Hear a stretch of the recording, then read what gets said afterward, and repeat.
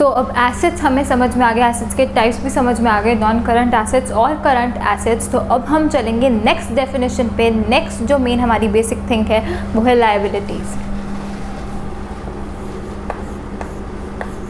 तो अब हम डिस्कस करेंगे liabilities.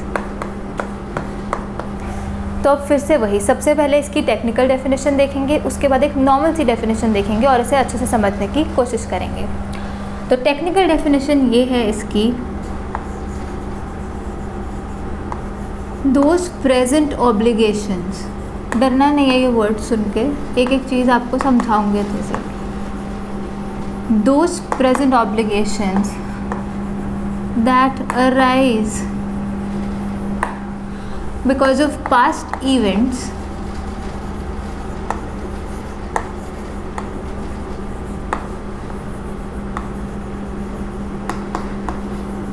leading to an outflow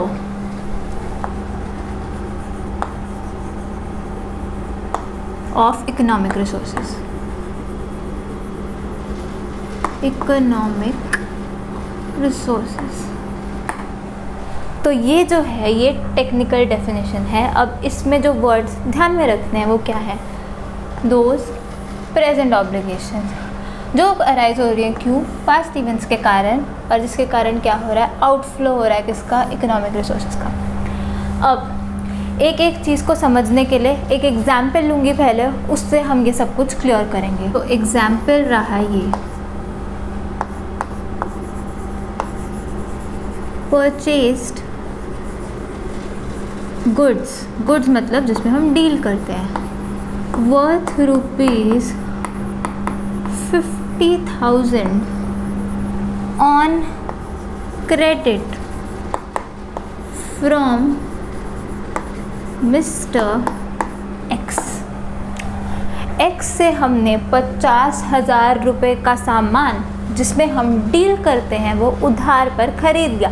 तो जैसे कि हमने पिछले लेक्चर में पता था, हमें पता है जो हमें क्रेडिट एक्सटेंड करता है वो हमारा क्रेडिटर होता है, आगे चल के हमने उसको पैसे देने हैं। तो इस एग्जाम्पल में सबसे पहले तो मिस्टर एक्स क्या है, वो हमारा क्रेडिटर है, आगे चल के हमने उसको पैसे देने हैं, आज उसने हमें सामान उधार पर दे दिया है।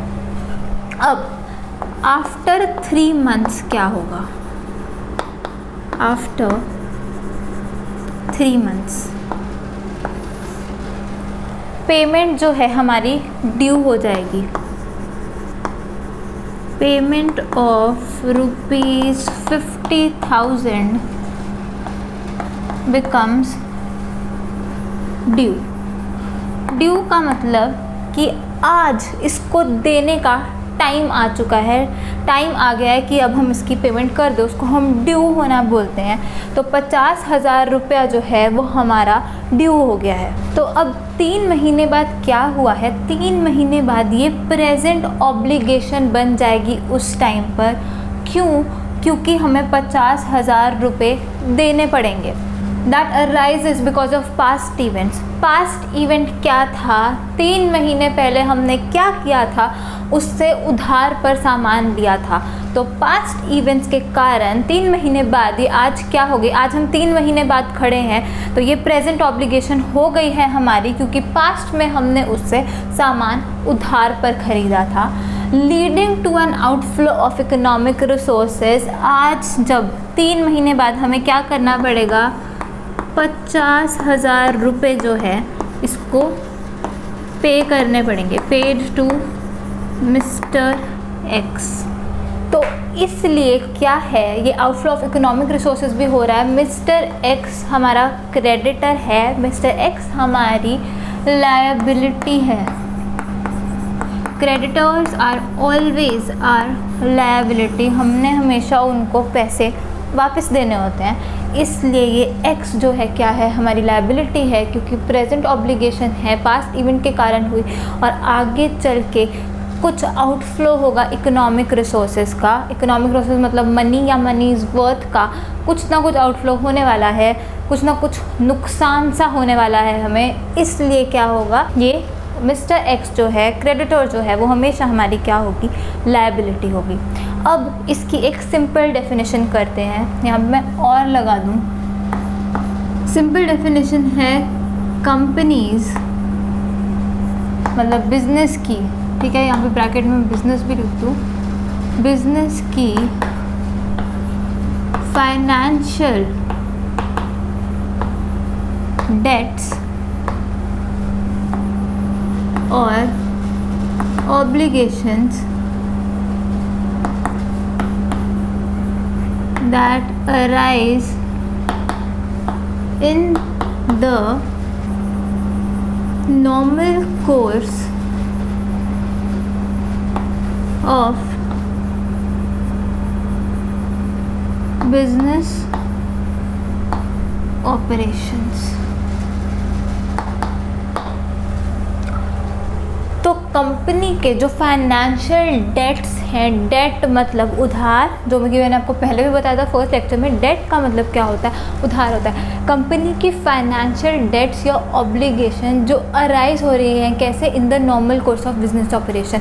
हम अपना बिजनेस चलाने के लिए लोन लेते हैं, हम अपना बिजनेस चलाने के लिए गुड्स क्या करते हैं, उधार पर ख़रीद लेते हैं, क्योंकि आज हमारे पास इतने पैसे नहीं हैं कि हम वापस दे पाएँ, तो हम बिज़नेस चलाने के लिए लोन लेते हैं और बाद में अपने जो गुड्स होते हैं वो भी परचेज़ करते हैं, किस पे कर लेते हैं, क्रेडिट पर, उधार पर परचेज़ कर लेते हैं। तो वो फाइनेंशियल डेट्स या ऑब्लिगेशन जो normal course of business operation, अपना बिजनेस चलाने के लिए हमने जो फाइनेंशियल डेट्स और ऑब्लिगेशन मतलब कि कोई रिस्पॉन्सिबिलिटी जो हमें आगे चल के पूरी करनी है, we are oblige to do that work, we are oblige to pay, तो उसे हम क्या बोल देते हैं, लायबिलिटीज़ बोल देते हैं। और ये थी एक सिंपल डेफिनेशन लायबिलिटी की। अब हम लायबिलिटी का क्या देखेंगे, एग्जाम्पल देखेंगे। तो लायबिलिटीज़ के एग्जाम्पल में हमारे पास हैं loans, any types of loans. हम लोन्स जो लेते हैं वो अपना बिजनेस चलाने के लिए ही हम लोन्स लेते हैं। तो वो जो लोन्स होते हैं, जो फाइनेंशियल डेट्स और ऑब्लिगेशन हमने खड़ी कर ली हैं, वो क्या है, लोन्स। आगे चल के हमें पैसा देना पड़ेगा, हम अपने पास ऐसे ही नहीं रख सकते, विद इंटरेस्ट उल्टा हमें पैसा देना पड़ेगा, आगे चल के पैसा देना पड़ेगा। तो ये लोन्स क्या है, ये हमारी लायबिलिटी है। दूसरा टाइप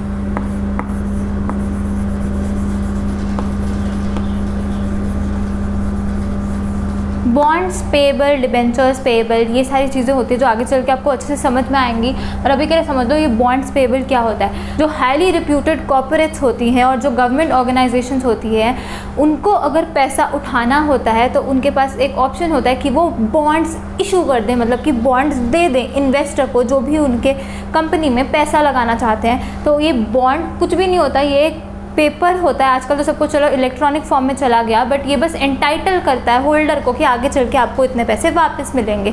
तो जो ये बॉन्ड्स इशू कर रहा है, मतलब जिसको आगे चल के पैसे वापस करने, आज कंपनी पैसा उठा रही है, आगे चल के उसको वापस करना पड़ेगा, तो ये बॉन्ड्स पेएबल क्या होता है, ये बॉन्ड्स पेएबल उस कंपनी के लिए लायबिलिटी हो जाती है। आगे चल के उसको, उन इन्वेस्टर्स को, उन बॉन्ड ब्यूरोर्स को क्या देना पड़ेगा, पैसा देना पड़ेगा। इसलिए बॉन्ड्स पेएबल भी हमारी क्या होती है, लायबिलिटी होती है। नेक्स्ट एग्जाम्पल जो है लायबिलिटीज़ का वो है क्रेडिटर्स।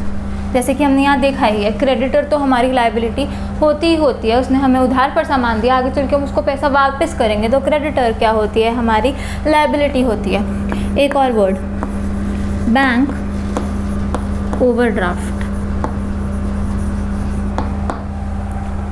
बैंक बैलेंस जो होता है वो हम मान के चलते हैं क्या होता है, पॉजिटिव होता है। तो जो पॉजिटिव बैंक बैलेंस था, कैश इन हैंड जो था, कैश इन बैंक जो होता है वो क्या होता है हमारा, वो तो हमारा एसेट होता है। टू बी वेरी प्रिसाइज वो क्या होता है, वो करंट एसेट होता है। लेकिन जो बैंक ओवरड्राफ्ट होता है, ये बैंक ओवरड्राफ्ट क्या होता है, ये नेगेटिव बैलेंस होता है बैंक का। अब बैंक का नेगेटिव बैलेंस कैसे आ सकता है, ये ऐसे आ सकता है कि कुछ बिजनेसेस होते हैं जिनको लिमिट्स मिली होती हैं, जैसे कि सीसी लिमिट होती है जिसको कैश क्रेडिट लिमिट बोलते हैं, डब्ल्यूसी लिमिट होती है जिसको वर्किंग कैपिटल लिमिट लिमिट बोलते हैं। तो उसमें क्या होता है, इन बिजनेसमैन को ये फैसिलिटी दी गई है कि अगर तुम्हारे बैंक अकाउंट में इतने पैसे नहीं हैं तो इस लिमिट तक तुम ओवरड्रॉ कर सकते हो अपना अकाउंट। उसको हम क्या बोलते हैं, बैंक ओवरड्राफ्ट बोलते हैं। जब हमारा बैंक बैलेंस जो क्या हो जाता है, नेगेटिव हो जाता है। ये सिर्फ बिजनेसेस को ही ऑप्शन मिलता है। तो ये बैंक ओवरड्राफ्ट क्या है, आगे चल के इस नेगेटिव बैलेंस पे आपको क्या करना पड़ता है, इंटरेस्ट भी पे करना पड़ता है। तो ये बैंक ओवरड्राफ्ट क्या है, ये बैंक ओवरड्राफ्ट भी हमारी क्या है, लायबिलिटी है। ऐसे ही long term and short term borrowings.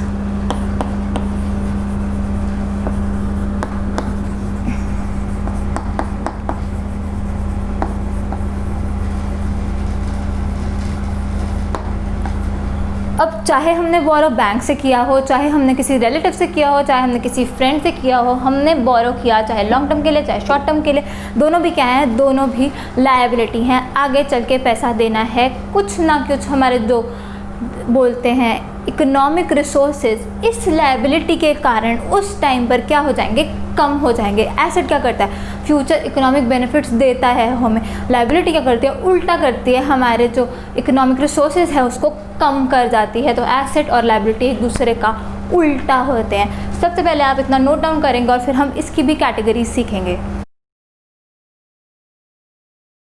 अच्छा, अब जैसे अब आप लोग लायबिलिटीज़ का लिख चुके होंगे तो एक चीज़ मैं बतानी भूल गई। तो जैसे एसेट्स में हमने चिल्ड्रन का देखा था एग्जाम्पल कि आगे चल के वो बच्चे हमारा ध्यान रखेंगे, हमें आगे चल के बेनिफिट्स होंगे उससे।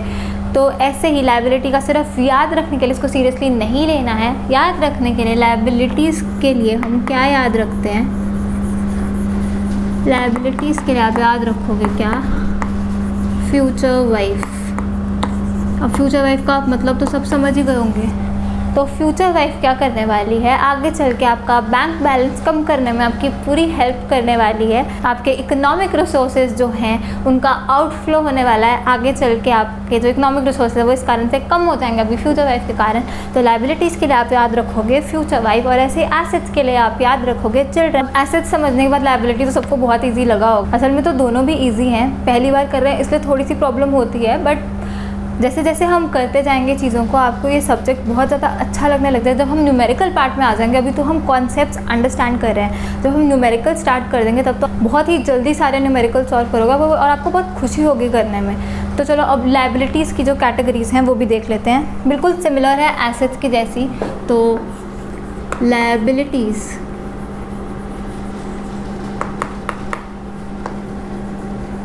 Are of two types.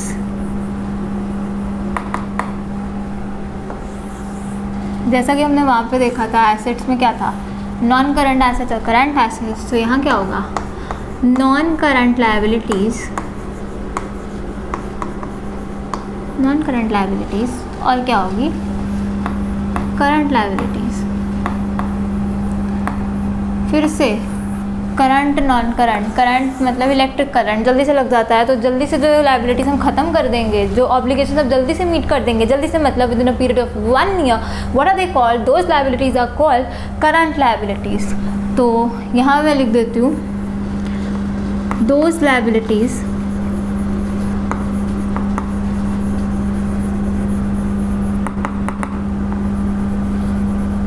which will be settled within 1 year। ये लायबिलिटीज़ क्या होंगी, ये होगी करंट लायबिलिटीज़। जल्दी से हमने इसको क्या कर दिया, ख़त्म कर दिया। नॉन करंट लायबिलिटीज़ क्या होंगी, liabilities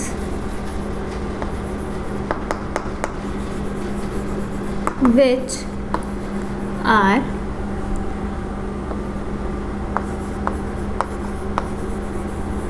expected to be settled beyond 1 year। जिस लायबिलिटी को सेटल करने में हमें 1 साल से ज़्यादा लगने वाला है वो क्या होगी, नॉन करंट लायबिलिटी होगी। और खुशी मनाओ क्योंकि सिर्फ एक ही डिफरेंस है इन दोनों के बीच में कि नॉन करंट लायबिलिटीज़ 1 साल से ज़्यादा ले लेती हैं और जो करंट लायबिलिटीज़ होती है जल्दी से मीट कर देते हैं। विद इन 1 ईयर हम उनको पे कर देते हैं। नॉन करंट लायबिलिटीज़ का एग्जाम्पल लिखेंगे हम लोग, लॉन्ग टर्म बोरोइंग्स, जैसे कि हाउस लोन। हाउस लोन हमेशा बहुत लंबे पीरियड के लिए होता है, तो हाउस लोन जो है वो लॉन्ग टर्म बोरोइंग हो। तो बोरोइंग्स डिफरेंट टाइप्स की होगी। जो बियॉन्ड 1 ईयर हम सेटल कर रहे हैं वो नॉन करंट लायबिलिटी होगी, और जो विद इन 1 ईयर हम सेटल करने वाले हैं वो क्या होगी, वो करंट लायबिलिटी होगी। तो यहाँ पे हम एग्जाम्पल में लिख लेंगे short term borrowings, short term borrowings. दूसरा एग्जाम्पल यहाँ पे जैसे आप लिख लो बॉन्ड्स पेएबल। कंपनी ने आगे जाके इन्वेस्टर्स को पैसा वापस करना है जो उन्होंने कंपनी को प्रोवाइड किया कंपनी चलाने के लिए, तो वो बॉन्ड्स पेएबल जो होते हैं वो बहुत ज़्यादा पीरियड के होते हैं, वो 1 साल के नहीं होते, बॉन्ड्स ज़्यादा पीरियड के होते हैं, तो वो बॉन्ड्स क्या होंगे, नॉन करंट लायबिलिटीज़ होंगी। और करंट लायबिलिटीज़ में आप लिख लीजिए क्रेडिटर्स। आगे चल के इनको पैसा वापस करना है, क्यों वापस करना है, इन्होंने हमें उधार पे दिया था, क्या दिया था, गुड्स दिए थे।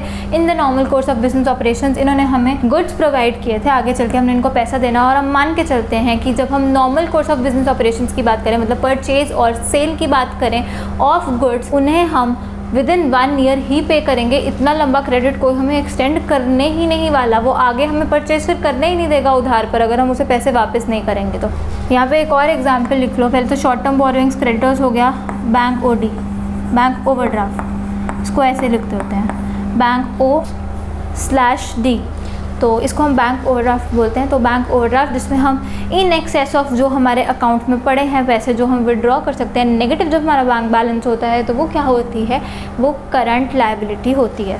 तो लायबिलिटीज़ में बस इतना ही था, आप लोग ये नोट करें और फिर हम आगे करेंगे।